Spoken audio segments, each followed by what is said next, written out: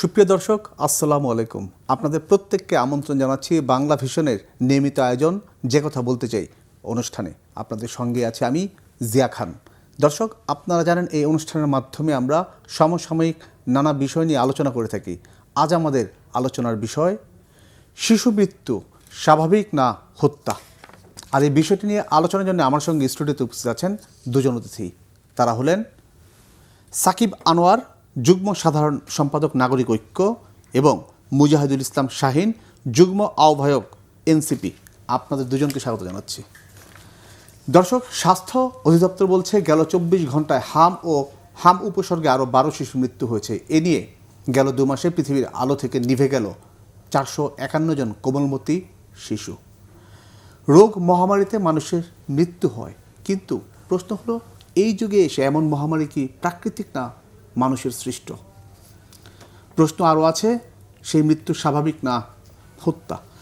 আলোচনাটি আমরা শুরু করব সাকিব আনোয়ার আপনাকে দিয়ে। 2 মাস ধরে ধীরে ধীরে বাড়ছে শিশু মৃত্যুর মিছিলের যে তালিকা। এক কথায় যদি প্রশ্ন রাখি, যদিও অনেক কথা এসেছে, দায়,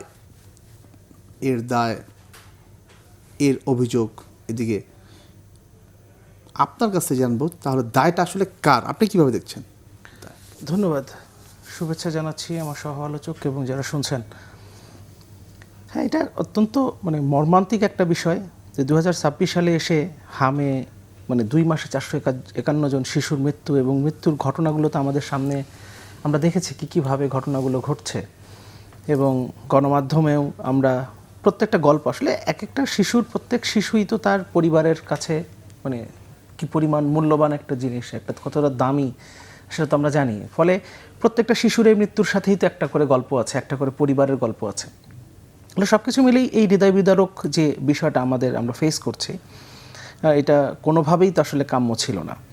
আর আপনি যেটা বললেন যে দায় চাপানোর যে বিষয়টা, হ্যাঁ, দায় তো অবশ্যই কারো না কারো তো এখানে গাফিলতির ব্যাপার আছে। আমরা যে তথ্যগুলো আমাদের সামনে এসছে, হামের টিকা কেনার ব্যাপার নিয়ে কিছু প্রথম দিকে আসছিল যে টিকা কেনাতে এক ধরনের গাফিলতি ছিল, কিংবা ভবিষ্যৎটাকে দেখা হয়নি। আসলে ওই মুহূর্তে দাঁড়িয়ে ভবিষ্যৎটা দেখা হয়নি, এই কারণে এই পরিস্থিতি তৈরি হয়েছে। তারপর আমরা আসলে জানতে পারলাম যে বিভিন্ন প্রকল্পের আওতায় যে টিকাদান কর্মসূচিগুলো হয়, এবং শুধুমাত্র হামের টিকা না, আরও নানান ক্ষেত্রেই কিন্তু, বিশেষ করে এইডসের কথা বারবার সামনে আসছে, যে সেই এর যে চিকিৎসা এবং এর জন্য যে ওষুধ বা অন্যান্য যে স্বাস্থ্যসেবাগুলো রয়েছে, সেই প্রজেক্টটাও আসলে বন্ধ করে দেওয়া হয়েছিল, যে কারণে দেশের বিভিন্ন জায়গায় এইডসের প্রাদুর্ভাবও কিন্তু আসলে বেড়ে গেছে। যদিও এইডসের মৃত্যুর ব্যাপারটাও ভাবে আসছে না, এই কারণে আমরা সেদিকে হয়তো এখন নজর দিচ্ছি না, বাট সেটাও একটা গুরুত্বপূর্ণ বিষয়। সেখানে তো টিকার ব্যাপার নাই, টিকা কেনার বিষয় নাই, কিন্তু ওই যে প্রকল্পের আওতায় আসলে আপনার সচেতনতা কর্মসূচি বলেন কিংবা টিকাদান বলেন, এই কর্মসূচিগুলো যার মাধ্যমে করা হয় সেটা বন্ধ করে দেওয়া হয়েছিল। এখন এভাবে যদি দায় খুঁজতে যাই, তাহলে আসলে আমরা কোনো একটা জায়গায় আটকে থাকবো, কারণ আমরা দেখতে পাচ্ছি তো এক এক পক্ষ এক এক পক্ষের উপরে। এই কারণে আসছে যে এই যে শিশুর তত্ত্বাজা প্রাণগুলো ঝরে গেল, এর দায় তো কাউকে না কাউকে নিতে হবে, গাফিলতির শাস্তি তো হতে হবে। অবশ্যই শাস্তিটা কার দিকে যাবে? শাস্তিটা এর যেহেতু এখন পর্যন্ত আমরা দেখছি যে আপনি বললেন যে এক পক্ষ আরেক পক্ষকে আসলে এখানে দোষারোপ করার চেষ্টা করছে, নিজেরা কেউই দায় নিচ্ছে না। বর্তমান যারা ক্ষমতায় আছে তাদের আসলে দায় নেয়ার খুব একটা কারণ নেই, টিকার ক্ষেত্রে অন্তত পক্ষে, বা এই পরিস্থিতিতে আসার ক্ষেত্রে অন্তত পক্ষে, কারণ তারা তো মাত্রই আসলে ক্ষমতা এসছে। কিন্তু তাদেরকে আবার এই ক্ষেত্রে দায় নিতে হবে যে চিকিৎসার ব্যবস্থা, আমরা দেখতে পাচ্ছি যে অনেকে চিকিৎসা পাচ্ছে না। এরকম পরিস্থিতি যখন তৈরি হয়, তখন তো আপনাকে বিশেষায়িত চিকিৎসার ব্যবস্থা করতে হবে। আপনি প্রয়োজনে ক্যাম্প করেন, কিংবা কোনো একটা হসপিটালকে বিশেষায়িত আপনি করেন, যে এখানে এলেই আপনি আপনার শিশুর চিকিৎসা পাবেন। কারণ আমরা জানি যে আসলে সারা দেশে আমাদের চিকিৎসা ব্যবস্থা সেভাবে উন্নত হয় নাই। সবাই আসলে আলটিমেটলি রাজধানীর দিকেই আসেন যখন এই ধরনের পরিস্থিতি হয় বা কোনো চিকিৎসার প্রয়োজন পড়ে। ফলে আপনি প্রয়োজন হলে রাজধানীতে করেন, এত বলছে না যে আপনি প্রত্যেকটা বিভাগীয় শহরে করেন। আপনি না পারেন, দরকার নাই, আপনি আস্তে আস্তে যান, কারণ আমরা তো দেখছি যে এটা থামছে না। আজকেও তো 12 জনের কথা আপনি বললেন, ফলে এটা তো থামছে না। তার মানে আপনাকে তো আস্তে আস্তে যেতে হবে। আপনি এখন পর্যন্ত ঢাকাতে কিন্তু ওরকম কোনো ব্যবস্থা আমরা দেখি নাই যে সরকার এরকম কোনো একটা উদ্যোগ নিচ্ছে যে কোনো একটা হসপিটালকে সে বিশেষজ্ঞ বলছে না, এখানে অন্য কোনো চিকিৎসা হবে না, বা এখানে বিশেষজ্ঞ আপনি একটা ক্যাম্পের মতো করে করেন যে এখানে হামের শিশু নিয়ে যদি আসেন, আমরা তো অনেক জায়গায় দেখেছি যে 4টা হসপিটাল ঘুরে 12 ঘন্টা পর মৃত শিশু নিয়ে বাড়ি ফিরলেন বাবা মা, এরকম দেখেছি না আমরা। তার মানে আপনি 4টা হসপিটাল ঘুরেছেন কিন্তু চিকিৎসা তো আপনি পান নাই, হয়তো ভর্তি করতে পারেন নাই, হয়তো সেখানে সিট ছিল না, কিংবা তারা এই হামে আক্রান্ত শিশুকে নিতে চাচ্ছিল না, যে কোনো কারণে হোক। ফলে আপনাকে ওই রকম একটা জায়গা তো তৈরি করতে হবে যে যেখানে আসলে অন্তত হামে আক্রান্ত এই শিশুর চিকিৎসা হবে। এটা অবশ্যই সরকারের দায়, কারণ এটা তো অল্প কয়েকদিন হলো হচ্ছে না, তো বেশ কয়েকদিন ধরে চলছে, এখন পর্যন্ত কিন্তু আমরা সেরকম কিছু দেখি নাই। এটা একটা দাবি অবশ্যই আমাদের সবার দিক থেকে থাকা উচিত যে মানে অতি দ্রুত যাতে রাজধানী থেকে শুরু করেন আপনি, তারপর আস্তে আস্তে অন্তত পক্ষে বিভাগীয় শহরগুলোতে এরকম একটা করে বিশেষায়িত আপনি একটা চিকিৎসা কেন্দ্র স্থাপন করেন। আর দায়ের ব্যাপারটা তো ধরেন এইটা ইনভেস্টিগেশনের ব্যাপার আছে, আপনি তদন্ত করে আসলে সত্যিকার অর্থে দায়টা কোথায়, কোন সিদ্ধান্ত থেকে আসলে আজকের এই পরিস্থিতি আসলো, সেটা সময় সাপেক্ষ ব্যাপার। এবং সেই সিদ্ধান্ত আসতে আসতে যে সময় লাগবে সেই পর্যন্ত আমরা দায় চাপানোর রাজনীতিটা বা দায় চাপানোর যে কাজটা, আমরা সেটা থেকে বিরত থাকি। আমরা চিকিৎসার দিকে আমি একদম ক্লিয়ার আসবো আপনার কাছে। মুজাহিদ ইসলাম শাহীন, ওই একই প্রশ্ন, দায়ের যে বিষয়টা সেটা নিয়ে আমি একটু শুনবো, কারণ পলিটিক্যাল পার্টির পক্ষ থেকে বক্তব্য আসছে, আপনাদের পক্ষ থেকে বক্তব্য আসছে, তারপরও এই দায়টা আসলে আপনারা কাকে দিবেন? আপনাকে ধন্যবাদ এবং আমার সমালোচককে ধন্যবাদ এবং যারা শুনছেন সবাইকে। আসলে দেখেন, গত যে উপদেষ্টা পরিষদ ছিল, আপনার বিপ্লবের পরে উপদেষ্টা পরিষদ আসছে, ডক্টর ইউনূস সাহেব এখানে চমৎকার তিনি গভর্নমেন্ট মানে চালানোর চেষ্টা করছেন। তারপরেও আমি তার প্রশংসা করি, বিভিন্ন সময় করেছি মানে এরপর আমি বলবো যে তার সময় যে উপদেষ্টা যিনি ছিলেন নুরজাহান বেগম, এই উপদেষ্টা একটা অকার্যকর করে রেখেছেন এই আপনার স্বাস্থ্য বিভাগটাকে। এবং পাশাপাশি ওই সময় যারা গভর্নমেন্ট যারা আপনার কর্মচারী ছিলেন, আমি মনে করি এদের দায় আছে। তারা কেন প্রত্যেক বছর যেখানে হামের টিকা দেওয়া হয় এবং হামের টিকা কিনতে হয়, কোন সময় কিনতে হয়, কীভাবে কিনতে হয়, কত বাজেট, এগুলো নির্ণয় না করে তারা এই উপদেষ্টা সাহেবকে দিয়ে একটা অকার্যকর মানে করে ওখানে রাখছেন আর কি। তো এই জন্য উপদেষ্টা নুরজাহান সাহেব থাকা অবস্থায় আমরা দেখতাম যে স্বাস্থ্যের যে ভঙ্গুর পরিস্থিতি, এটা কিন্তু উত্তরের তিনি কোনো ভূমিকা নেন নাই।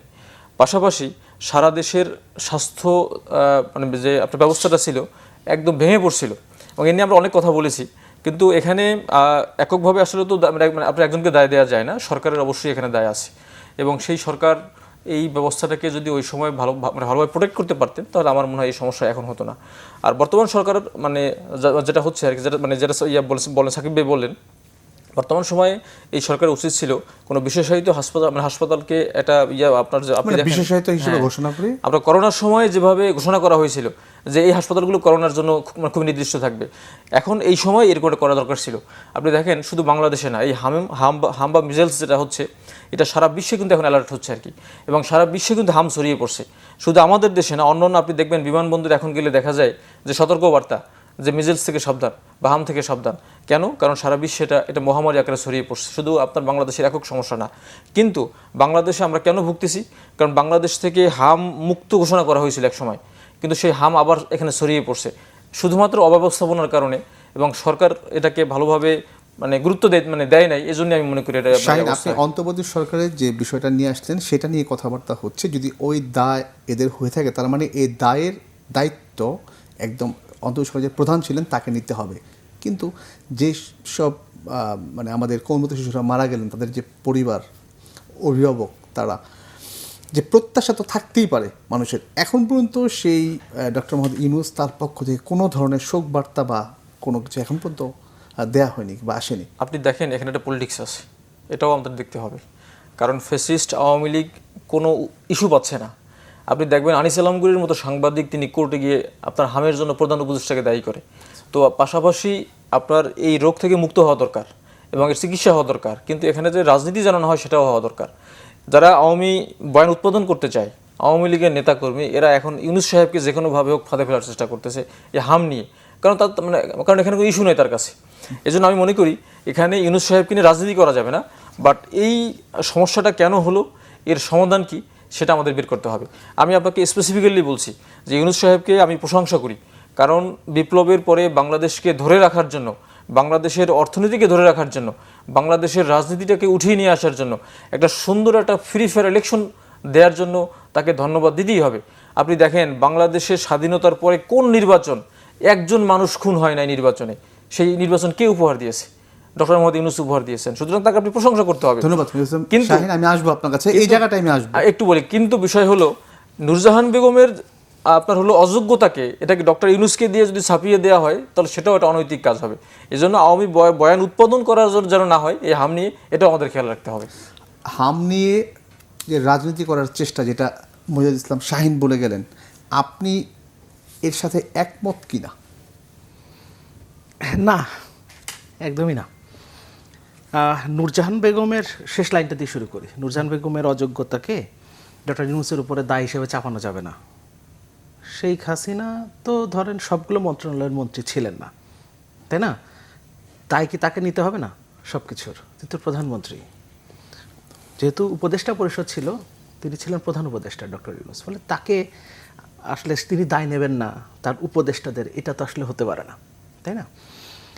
আর ওই যে আরেকটা বিষয়, শেখ হাসিনার আমলে একটা ব্যাপার ছিল, শেখ হাসিনাকে সবসময় মানে আলাদা করে পুতপবিত্র রাখার একটা চেষ্টা করা হতো। কোনো ভুল যখন হতো, মানে যখন সামনে চলে আসতো এমনভাবে যে স্বীকার করতে বাধ্য, তখনও একরকম বয়ান তৈরি করা হতো যে আপাকে ভুল বোঝানো হয়, আপাকে আসলে ভুল বোঝানো হয়েছে, এটা আসলে আপা যদি বুঝতেন তাহলে এই সিদ্ধান্ত নিতেন না, এরকম মনে নিশ্চয়ই আমাদের থাকার কথা, অল্প কিছুদিন আগে, ভুলে যাওয়ার কথা না।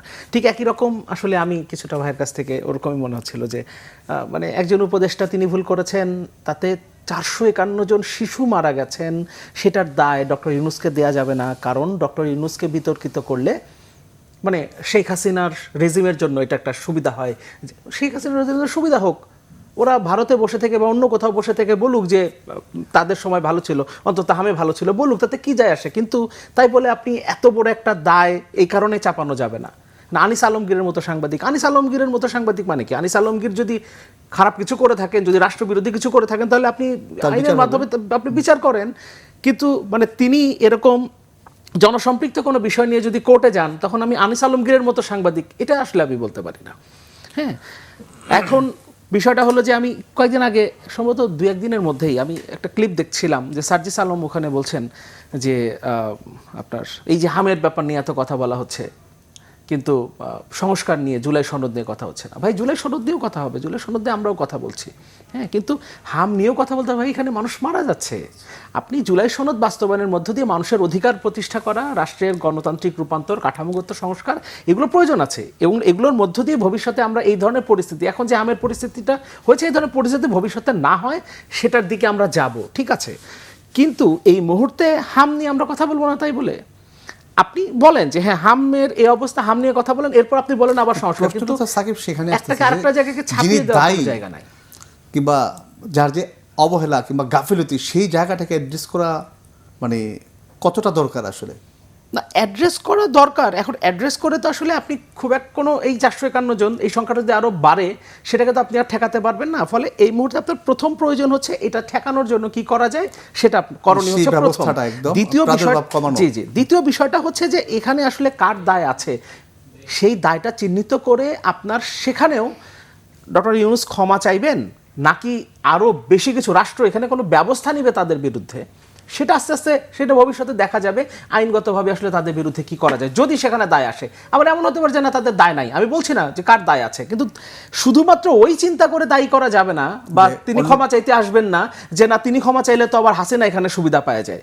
এই জন্য আসলে 451 জন, যদি তার, বলছি না যে তার জন্য, যদি তার দায়ে 451 জন শিশুর মৃত্যু হয়ে থাকে, তাহলে শুধুমাত্র হাসিনা বা ওই গভর্নমেন্ট, ওই রেজিম সুবিধা পেয়ে যাবে, একটা বয়ান তৈরি করতে পারবে। এই জন্য আমি আসলে এই কথা বলতে পারবো না, সেটা আসলে হওয়ার কথা না। আর ওই যে আরেকটা কথা বলছিলাম যে ভাই যেহেতু এনসিপির প্রতিনিধি, এনসিপির যুগ্ম আহ্বায়ক, ওনার দলেরই অত্যন্ত গুরুত্বপূর্ণ একজন নেতা সার্জিস আলম, সেদিন একটা টক শোতে দেখলাম যে তিনি, আচ্ছা হাম নিয়ে কথা এত বলার দরকার নাই, ব্যাপারটা এরকম ছিল, হাম নিয়ে কথা বলেন কিন্তু আগে আপনি জুলাই সনদ নিয়ে কথা বলেন, হাম নিয়ে এত কথা বলার কি আছে, এই ধরনের বয়ান। ভাই, মানুষ মারা যাচ্ছে, যার পরিবার থেকে যাচ্ছে সে তো বুঝতে পারছে। আচ্ছা, আমি আসবো আবার আপনার কাছে। দর্শক, এই মুহূর্তে নিচ্ছি ছোট্ট একটা বিরতি, সঙ্গে থাকুন।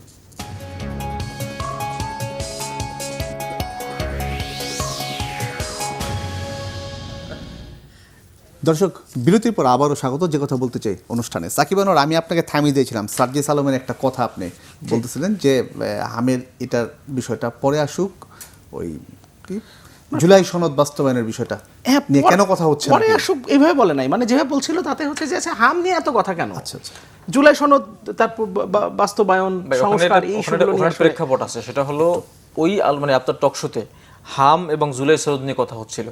তো যখন হামের কথাটা বেশি হচ্ছিল, জুলাই সনদ নিয়ে কথা বলতে পারতেছিল না, তখন এই ব্যাখ্যাটা সে করছেন। তার মানে এই না যে সে হামটাকে অগুরুত্বপূর্ণ ধরেছেন এবং জুলাই সনদকে গুরুত্বপূর্ণ ধরেছেন, বিষয়টা এরকম আর কি। সাকিব আনোয়ার, আপনাকে ধন্যবাদ। আমি আসবো আবার আপনার কাছে। মজিদুল ইসলাম শাহীন, আপনার পার্টিরই সাবেক উপদেষ্টা আসিফ মাহমুদ সজীব ভুঁইয়া উনি যেটা বলেছেন যে হামের টিকা নিয়ে গাফিলতির দায় উনি আওয়ামী লীগ, অন্তর্বর্তী সরকার এবং বিএনপির উপর দায় চাপিয়েছেন। জি, 3 সরকারের উপর দায় চাপিয়েছেন বিষয় নিয়ে। এটা নিয়ে আমি আপনার কথা একটু শুনবো, আপনার কি মনে হয়? না অবশ্যই এখানে তো গাফিলতি তো আছেই। আমি আপনাকে তো শুরুতেই বলেছি যে আপনার হলো অন্তর্বর্তী সরকারের যে উপদেষ্টা নুরজাহান বেগম, তার গাফিলতি ছিল। এবং এখানে এই সরকারের তো একজন উপদেষ্টার গাফিলতি মানে কি, স্বাভাবিকভাবেই সরকারের গাফিলতি এখানে ছিল। এবং তিনি আসিফ মাহমুদ যে কথাটা বলেছেন যে 3 সরকারের গাফিলতি আছে, অবশ্যই সে একদম ঠিকই বলেছেন এবং পয়েন্ট ওয়াইজ সে বলেছেন। আপনি দেখেন বর্তমান সরকার এই হাম হওয়ার পরে এই যে রাস্তা কেন ঘুরবে, আপনার হলো কেন একটা বাচ্চাকে কোলে নিয়ে তার বাবা মাকে ঘুরতে হবে, তিনি ঘুরতে ঘুরতে সিট পাচ্ছেন না, বেড পাচ্ছেন না, আইসিইউ পাচ্ছেন না, কেন হবে? মানে অব্যবস্থাপনা আছে এবং হলো পলিটিক্যালি মোটিভেটেড অথবা দালালদের দৌরাত্ম্য। আপনি দেখেন একটা নিউজ হয়েছে কিন্তু গতকালকে যে আপনার একজন দালাল সে আপনার ওই আইসিইউ থেকে মানে অক্সিজেন মাস্ক খুলে নিয়েছে এবং সেই বাচ্চাটাকে নিয়ে ঘুরতে ঘুরতে মানে 2 ঘন্টা 3 ঘন্টার মধ্যে বাচ্চাটা মারা গেল। তো এই যে অব্যবস্থাপনা, এটা কে মানে রোধ করবে কে, এটা কার দায়িত্ব? এই সরকার। আপনি দেখেন আমি আপনাকে বলছি যে সারা বিশ্বব্যাপী হাম এখন প্রাদুর্ভাব হয়ে গেছে এবং সেই প্রাদুর্ভাব ঘোষণা না করে, আপনি কোনো স্পেশালাইজড হসপিটাল নির্ধারণ না করে এই সরকারের গাফিলতি অবশ্যই আছে, এটা স্বীকার করতে হবে। শাহীন, আমরা এবার একটু অন্য বিষয়ে একটু আলোচনা করি। সেটা হচ্ছে আপনি দেখছেন যে সবশেষ লালমনিরহাটের বান্দা সীমান্তে বাংলাদেশের যুবককে গুলি করে হত্যা করেছে বিএসএফ, অর্থাৎ গেল 7 দিনে 3 জনকে হত্যা করলো তারা।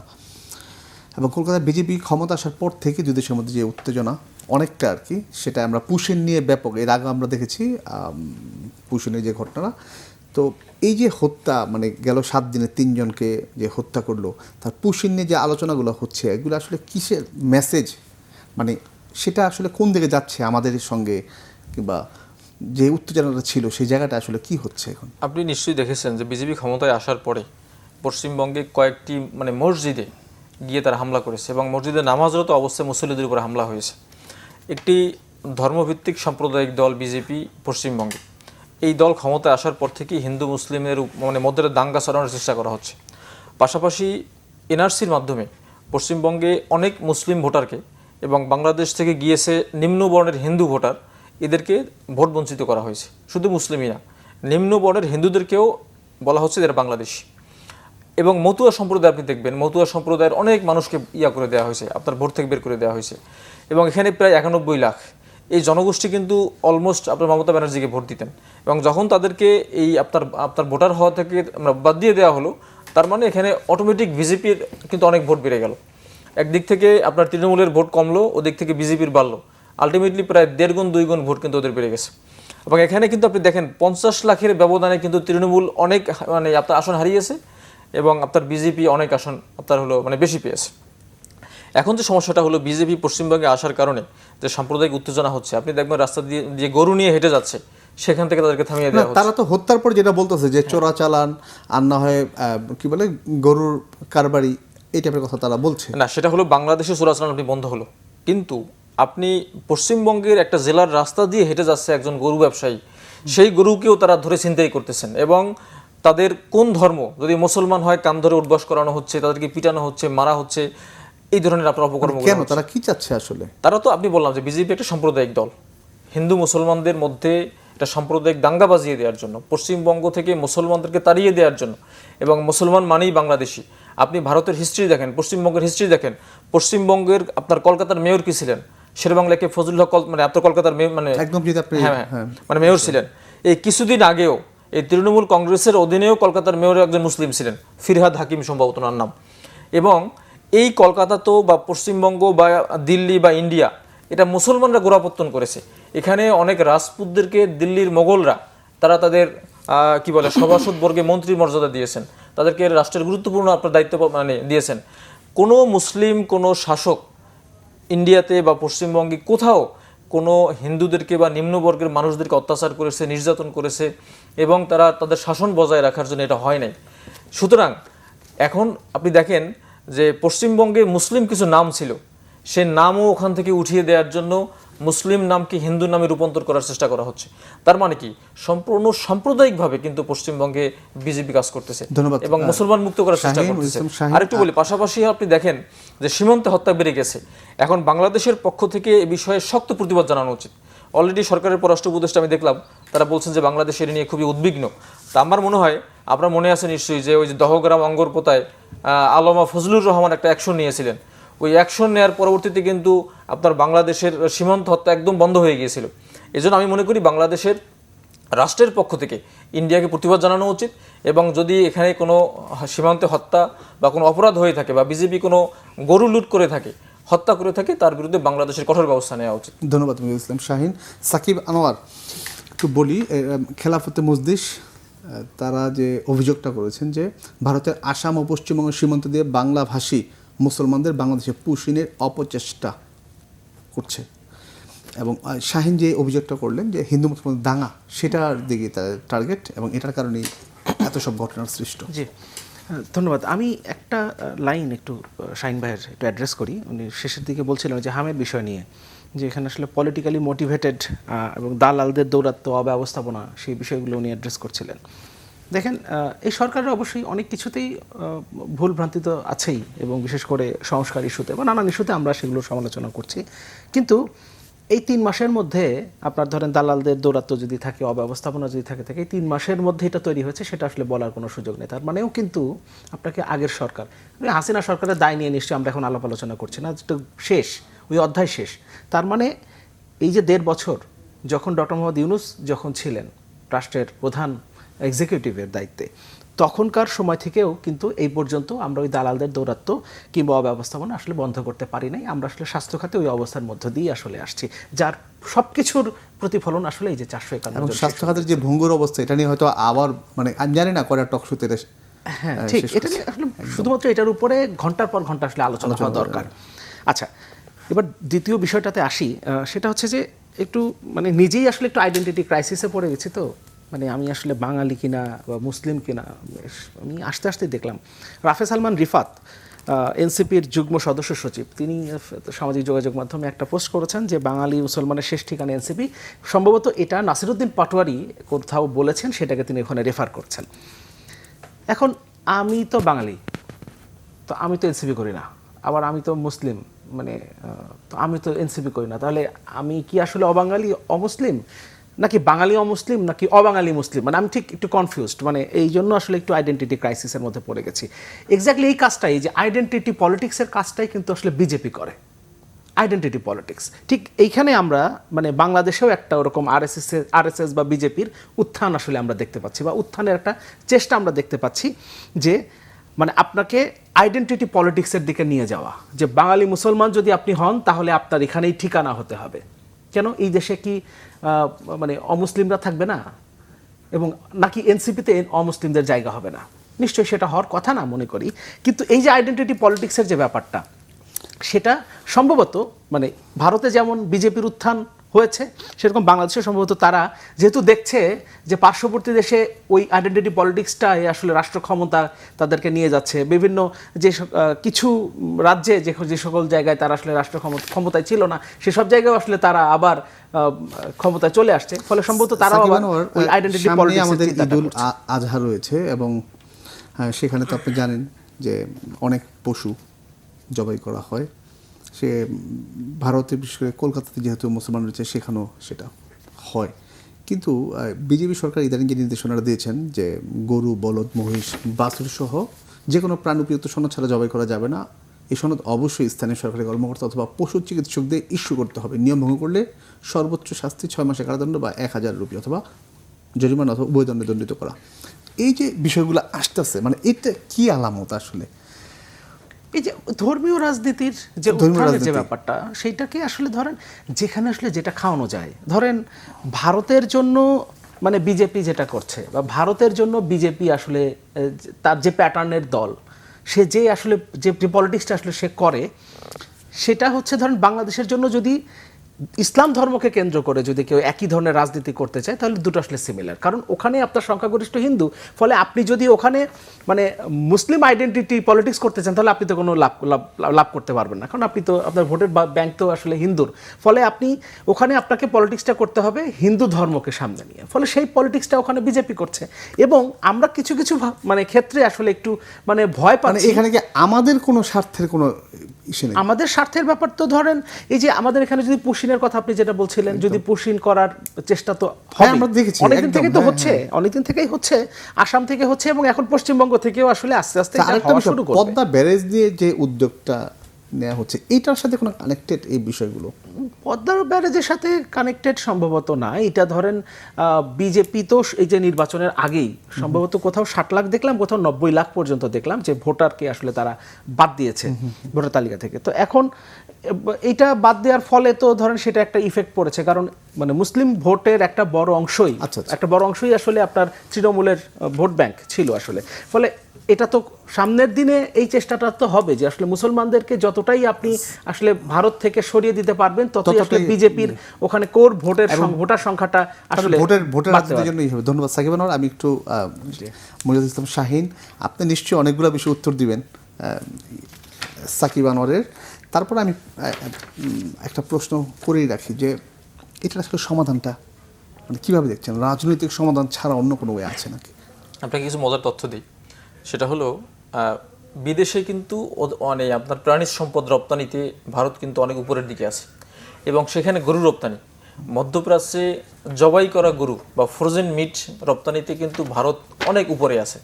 এবং আপনি খুবই মজার বিষয়, কেরালাতে কয়েকটা গরু আপনার গরুর গোস্ত রপ্তানি দিয়ে আছে, মানে কি বলে কোম্পানি আছে আর কি। এই কোম্পানিগুলোর নাম আরবি নাম, বাট মালিক হলো হিন্দু। এবং আপনি যদি ধর্মের ভিত্তিতে গরুকে গোমাতা হিসেবে বিবেচনা করেন, তাহলে রাষ্ট্রীয়ভাবে ইন্ডিয়া মধ্যপ্রাচ্যে কেন গরু রপ্তানি করে? তো তার মানে এটা বিজেপির একটা পলিটিক্স। বিজেপির সময় কি এরকম হয়েছে যে ইন্ডিয়া থেকে কোনো গরু রপ্তানি হবে না, কোনো গরু জবাই করে আপনার হলো বিদেশে আপনার ফ্রোজেন মানে আপনার মিট মানে বিক্রি করা যাবে না, অথবা আমাদের গরুর আমরা হলো কি বলে রক্ষা করতে চাই, গরুর হলো আপনার হলো মানে পূজা করতে চাই, এটা আমাদের কাছে পবিত্র, সুতরাং কোনো গরু জবাই করা যাবে না বা কাটা যাবে না, এটা কিন্তু তারা করছে না। সুতরাং তারা দেখেন বাংলাদেশের এই সাইডে তারা এখানে এসে মুসলমানদেরকে হত্যাযোগ্য করার জন্য এটাকে রাজনীতি হিসেবে ব্যবহার করতেছে। যদি সেটাই হতো তাহলে কিন্তু ইন্ডিয়া থেকে গরু রপ্তানি নিষিদ্ধ করে দেওয়া হতো। সেকেন্ড বিষয় একটা বলি, সেটা হলো যে ভাই যেটা বলেন এনসিপির বিষয়ে, রাইট, আমি যে আসতাম এনসিপির বিষয়ে মানে আইডেন্টিটি পলিটিক্সের একটা অভিযোগ নিয়ে আসছেন সাকিব আনোয়ার। হ্যাঁ, এইটা একজনে বলেছেন, তার মানে এই না যে অন্য কোনো ধর্মের লোক এখানে আসতে পারবেন না। এনসিপিতে হিন্দু, মুসলমান, বৌদ্ধ, নিম্নবর্গের হিন্দু, উপজাতি থেকে শুরু করে বা ধর্মীয় সংখ্যালঘু থেকে শুরু করে সব ধরনের লোক এখানে আছেন, এখানে কোনো বান নাই। আর বাঙালি মুসলমানদের আপনার শেষ থেকে এনসিপি হতে পারে, সমস্যা কি? অন্যান্য দলও আছে, ইসলামী দল আছে, আপনার হলো মানে জাতীয়তাবাদী দল আছে, অনেক দল আছে, বাট একজনে একটা প্রত্যাশা করতেই পারে, সেই প্রত্যাশাকে আপনি ব্র্যান্ডিং করার কোনো এখানে সুযোগ নেই। না, যেহেতু সে আপনার পার্টির একজন শীর্ষস্তর নেতা, না এটা হতে তার পারে, যে বক্তব্য স্ট্যাটাস সেটা তো অবশ্যই ইফেক্ট করবে। ইফেক্ট করবে। 5 সেকেন্ড, আমার শেষ ঠিকানা কোথায় এটা কি আপনি নির্ধারণ করবেন? আমি বাঙালি মুসলমান, হ্যাঁ আমি বাঙালি মুসলমান, আপনি বলছেন বাঙালি মুসলমানের শেষ ঠিকানা এনসিপি, আপনি আমার ঠিকানা কি? আপনি কি আমার ঠিকানা নির্দিষ্ট করে দিচ্ছেন? আমি নাগরিক ঐক্য করি, আমি এনসিপি করি না। শুনেন, মুসলমানদের শেষ ঠিকানা হলো কবর, এর বাইরে আর কোনো ঠিকানা নাই। এখন সে যেটা বলছে যে বাংলা, তার একটা প্রত্যাশা থাকতে পারে না যে মুসলমান হিসাবে আমি মনে করি যে আমার এখন এনসিপি করা উচিত, এটা হয়তো সে এরকম বলছে, কিন্তু বিষয়টা এরকম না যে আপনি অন্য কোনো দল করতে পারবেন না। বাংলাদেশ সাংবিধানিকভাবে তো আপনাকে এখানে গণতন্ত্র আছে। আমরা একদম ক্লিয়ার, একদম শেষ দিকে তো আমরা। তারপর আপনার কাছে আরও কিছু বিষয় জানা ছিল, যেমন স্থানীয় সরকার নির্বাচনের আপনারা মেয়র প্রার্থী ঘোষণা করেছেন, জি, এবং এটা নিয়ে রাজনীতিতে বেশ আপনাদের বেশ চর্চা হচ্ছে এখন। এত আগেই আপনারা ঘোষণা দিয়ে দিলেন, কিন্তু আপনাদের জোটে আছেন জামাতের, কিন্তু অনেকে প্রশ্ন মানে জানার ইচ্ছে, তার মানে কি আপনারা এই মেয়র প্রার্থী যে ঘোষণা সেটা জোট ছাড়া মানে জামাতের সঙ্গে আপনারা যাচ্ছেন না? এখানে আপনি দেখেন এখন একটা এনসিপির বসন্ত চলতেছে, সারা বাংলাদেশের বিভিন্ন ধরনের ব্যক্তিরা এনসিপিতে কিন্তু মানে যোগদান করতেছে, এবং এনসিপি কিন্তু গত কয়েকদিন আগে 10 তারিখে সারা বাংলাদেশের 100 আপনার মেয়র এবং উপজেলা চেয়ারম্যান প্রার্থী ঘোষণা করেছেন, এরপর সিটি কর্পোরেশনের প্রার্থী ঘোষণা করেছেন। এখানে বিষয়টা হলো আমরা আমাদের জোটে আছি, কিন্তু আমাদের দল গুছাতে আমাদের দলের রাজনীতি গুছানোর জন্য আমরা আমাদের প্রার্থী ঘোষণা করছি। এরা হলো আপনার তৃণমূলে কাজ করবে, আপনার সাংগঠনিক যে আমাদের সক্ষমতা আছে এটা বৃদ্ধি হবে। পাশাপাশি জোটে থেকে আমাদের শেষ দিকে তো আমরা আপনারা ক্লিয়ার করেন, আপনারা জোটে থাকছেন না থাকবেন না? জোটে থেকেও প্রার্থী কেন ঘোষণা করছে আপনি দেখেন, জামাতও কিন্তু ঘোষণা করছে। এখন যদি জোটে থেকে আমাদের সিদ্ধান্ত হয় যে আমরা জোট ভিত্তিক স্থানীয় সরকার নির্বাচন করব, তখন কোন প্রার্থী থাকবে কোন প্রার্থী থাকবে না তখন আমরা দেখব। বাট আপাতত আমাদের প্রার্থীরা আমাদের মাঠে ময়দানে কাজ করবেন, আমাদের জনশক্তির এখানে সম্পৃক্ত হবে, অন্যান্য দলের লোকজন এখানে আসবেন। আমরা আমরা সবাইকে ধন্যবাদ শাহিন, একদম আমরা ক্লিয়ার। আপনার কথা হচ্ছে সাকিব আনোয়ার, একদম শেষ দিকে আপনি এক কথা শেষ করবেন। এনসিপির বসন্ত চলছে। হ্যাঁ, এনসিপির বসন্ত চলছে। আমি ঢুকতেই দেখছিলাম যে সম্ভবত 12 জন নেতা কোনো এক জায়গায়, সেন্ট্রাল না সম্ভবত কোথাও থেকে পদত্যাগ করেছে। দলের লোকজন আসবে, লোকজন চলে যাবে, এটাই খুব স্বাভাবিক। তবে একটা বিষয় হলো যে জামাতের সাথে তাদের জোট আছে, কিন্তু একটা জায়গায় এক ধরনের প্রতিযোগিতা কিন্তু আমি দেখতে পাচ্ছি, সেটা হচ্ছে যে কে কত বড় সাম্প্রদায়িক দল সেটা প্রমাণ করার একটা চেষ্টা চলছে। যে মানে বক্তব্যের কথাটা বললাম, তার মধ্যে আসলে কে কত বড় সাম্প্রদায়িক দল সেটা প্রমাণের একটা চেষ্টা। তারা বলতে তারা এটা ব্যক্তিগত, এনসিপি বাংলাদেশে একটা মধ্যমপন্থী জাতীয়তাবাদী দল, এটা সাম্প্রদায়িক দল হিসেবে এটাকে ট্রিটমেন্ট করার কোনো সুযোগ নেই। এবং আপনি যে বলছেন জামাতের সাথে অনেকেই ছিল, আপনারাও তো ছিলেন, আপনাদের মাহমুদুর রহমান মান্না ভাইও তো জামাতের সাথে গিয়ে যেভাবে বক্তব্য দিচ্ছেন জামাতকে প্রশংসা করে, তা মানে এর মানে কি বোঝায়? তো আপনি সাম্প্রদায়িক দল হিসেবে তো আপনি জামাতকে আগে বলতে হবে আপনার, এরপরে আপনি এনসিপি কে যেটা বলছিলেন। তো আপনার হয়তো তাহলে তথ্যগত কোনো ভুল থাকতে পারে যে আমাদের দলের সাথে আসলে যে আমাদের কখনোই কোনো জোট বা ইনফ্যাক্ট যুগপত কোনো আন্দোলন বা কোনো কিছুর কোনো, আপনি মান্না ভাইয়ের অনেক বক্তব্য আমি আপনাকে দেখাতে পারবো। সময়টা একদম শেষ, এই কারণে আমি একটু জামাতকে প্রশংসা করে অনেক বক্তব্য দিয়েছি। জামাতের সাথে তাদের জোটটা, ধরেন এনসিপির কথা তো আপনি আমাকে প্রশ্ন করে, যদিও আমি কেন উত্তর দিব তারপরেও দিচ্ছি, সেটা হলো যে এনসিপির সাথে তাদের জোটটা নির্বাচনের আগে তারা বলছিল এটা শুধুমাত্র নির্বাচনকালীন একটা জোট, কিন্তু যেহেতু সংসদে তারা আছেন এখন, আর এটা ঠিক মানে সংসদে তারা আছেন, সংসদে প্রধান বিরোধী দলের নেতা হচ্ছেন আপনার জামাতের আমির, আবার ওদিকে চিফ হুইপ হচ্ছে, বিরোধী দলের চিফ হুইপ হচ্ছে আপনার এনসিপির আহ্বায়ক নাহিদ ইসলাম। তো সেই হিসাবে এখন আর এটাকে আর বলতে পারে না যেটা নির্বাচনকালীন জোট। ধন্যবাদ সাকিব আনোয়ার। আমরা একদম শেষ দিকে অনুষ্ঠানে মজিদ ইসলাম শাহিন, আপনাকে ধন্যবাদ। দর্শক, যে কথা বলতে চাই আজ এ পর্যন্ত। সবাই ভালো থাকবেন, সুস্থ থাকবেন।